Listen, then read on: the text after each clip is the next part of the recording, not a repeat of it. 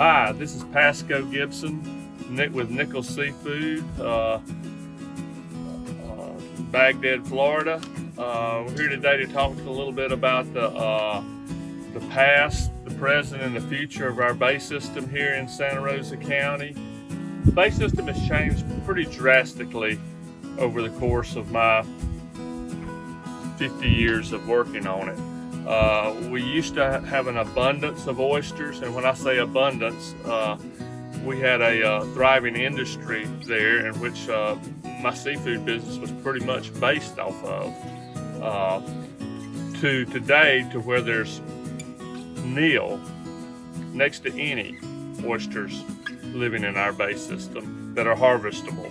While we still have good sport fishing in our bay as well as commercial fishing for some species, other species have really seen a decline.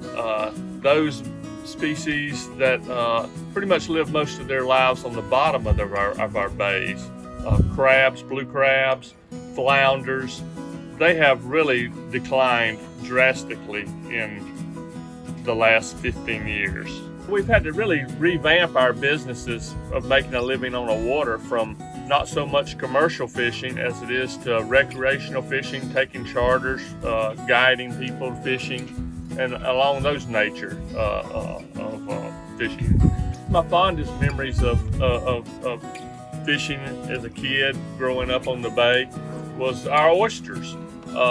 I remember as a young feller, probably 12 years old, going out in the Escambia Bay with my grandfather, and there being 25 boats working the oyster beds all the way down the bay. You could see boats lined up working the bay. But that has all but gone away. And we were catching, I remember getting as many as 200 sacks of oysters a day across my docks. This was later on in life as I was in the seafood business and owned a seafood wholesaler as well as a retailer and a restaurant. And that's kind of what I really remember as being the highlights of our oyster fishery. What would I like to look forward to in the next 5 to 10 years? I would like to see our oyster fishery at least come back to some point that you can make a commercial harvest of oysters out of our bay, and I think it's able to be done. What has to be done for us to do that? I think a lot of it has to do with the development of our area.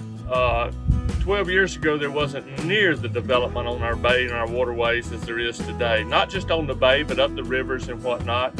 Everything kind of rolls downhill, as the saying goes.